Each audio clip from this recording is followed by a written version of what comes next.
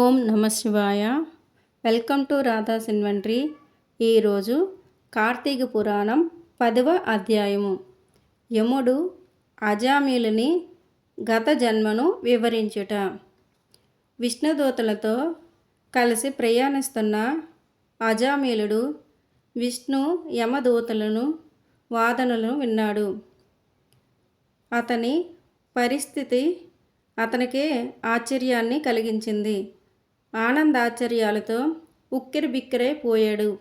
నాకు ఒక్క సుగుణమైన లేదు, పైగా నిందించడానికి తగిన నికృష్టమైన ఎన్నో పనులను చేశాను. నిజానికి నేను నరకంలో నానా బాధలు పడవలసిన వాడిని. అయినా చివరి దశలో నారాయణ అంటూ నా కొడుకుని పిలవడం వలనే నేను భగవంతుడి నామాన్ని పలికిన వాడనయ్యాను. అందువలనే నేను చేసిన పాపాలన్నీ పటాపంచలే శ్రీహరి సాన్నిధ్యాన్ని పొందే పుణ్యాన్ని పొందగలిగాను. హీనురాలైన స్త్రీతో సంసారం చేసి ధర్మాధర్మాలను వదిలిపెట్టిన నికృష్టుడిని.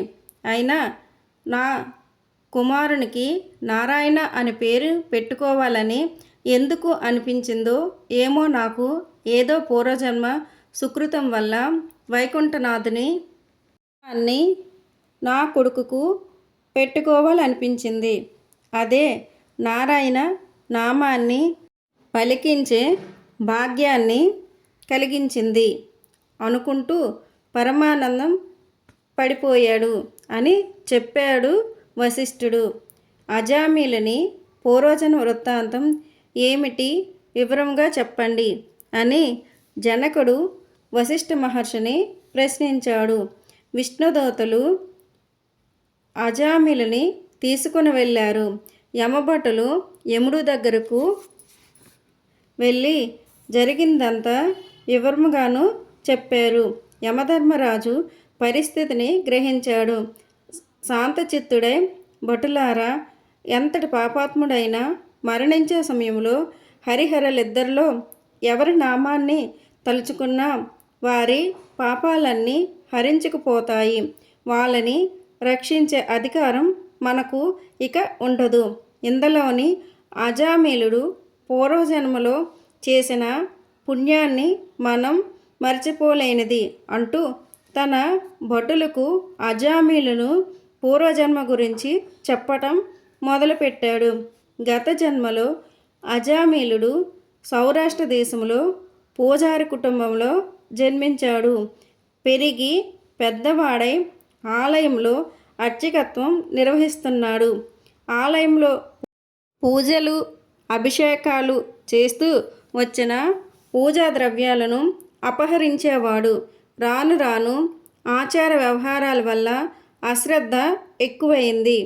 ఆలయంలో పరిశుద్ధతను, పవిత్రతలను నిర్లక్ష్యం చేయటం మొదలుపెట్టాడు. కాలం గడుస్తున్న కొద్దీ వ్యసనాలకు అలవాటు పడిపోయాడు. మంచి అందగాడైన అజామిలుడికి ఒక బ్రాహ్మణ స్త్రీ పరిచయం ఏర్పడింది. ఆమె భర్త సౌమ్య గుణానికి మారుపేరుగా ఉండేవాడు. తన గ్రామంలోని ఇరుగు పొరుగు ఊర్లలోని ఆయువారానికి వెళ్ళి సంపాదించుకొని వచ్చి పోషించుకుంటూ ఉండేవాడు. పూజారి అయిన అజామిలుని పొత్తుతో ఆ బ్రాహ్మణ స్త్రీకి భర్త పట్ల విముఖత ఏర్పడింది. ఒకరోజు ఆమె భర్త వెళ్ళి వచ్చిన ద్రవ్యాలను నెత్తిన పెట్టుకొని మోసుకొని అలసిపోయి ఇంటికి వచ్చాడు. తలపై నుంచి దింపమని మంచినీళ్ళు ఇవ్వమని అడిగాడు. ఆమె మంచినీళ్ళు ఇవ్వకపోవడమే కాదు, సరైన సమాధానం కూడా చెప్పలేదు. దాంతో అలసిన ఆ బ్రాహ్మణుడు కోపంతో భార్యను కర్రతో కొట్టాడు. అంతే, ఆమెలో ఆవేశం కట్టలు తెంచుకుంది. కోపంతో భర్తను తిరిగి కొట్టడం మొదలుపెట్టింది. భార్య ఆ విధంగా తన మీదనే తిరగపడుతుందని ఊహించలేదు ఆ బ్రాహ్మణుడు. ఆమె కొట్టే దెబ్బలకు తట్టుకోలేక ఇంట్లో నుంచి బయటికి వెళ్ళిపోయాడు. ఆ తరువాత ఆమెకు భర్త యొక్క అడ్డు అదుపు లేకుండా పోయింది. ఒకరోజు కామక్రోధంతో బాగా అలంకరించుకొని అందగాడైన ఒక చాకలివాని ఇంటికి వెళ్ళింది. తనతో సంసారం చేయమని అడిగింది.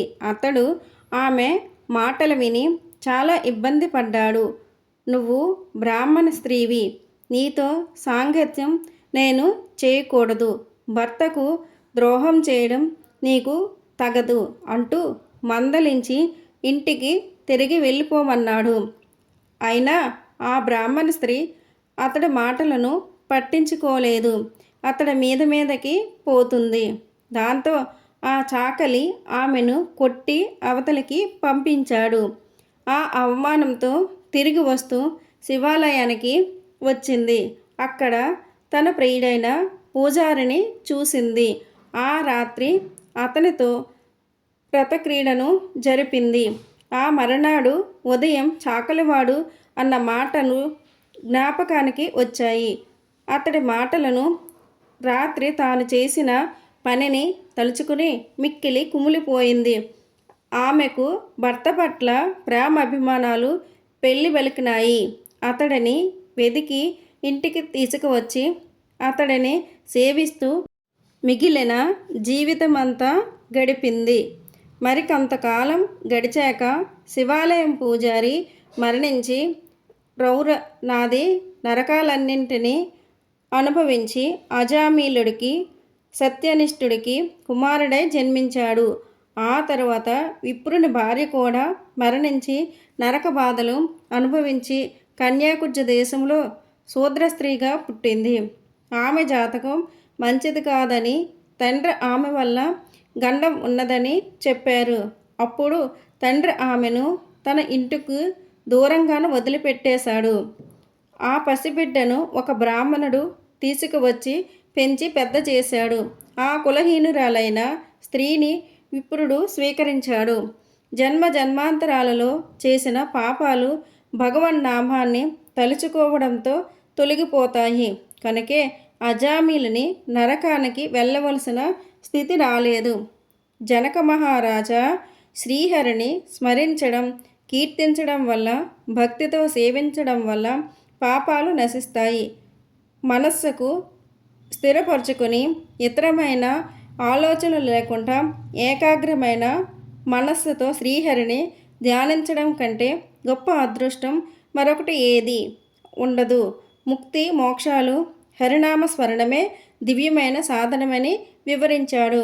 వశిష్ఠ మహర్షి తత్చింతనం తత్కథనం అన్న ఉపనిషద్ వాక్యాలు ప్రకారంగా నిరంతరం ఏకాగ్రంతోని భగవంతుని గురించి ఆలోచించడం, ఆయననే తలుచుకోవటం, ఆయననే కీర్తించడం అనేవి ముక్తి సోపానాలు.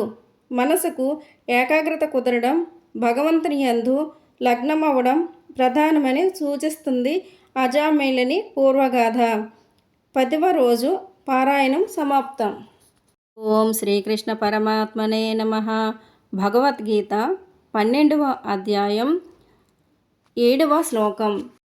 తేషామహం సముద్ధర్త మృత్యు సంసార సాగరాత్ భవామి నచరత్ పార్థ మయ్యా వేసిత చేతసాం.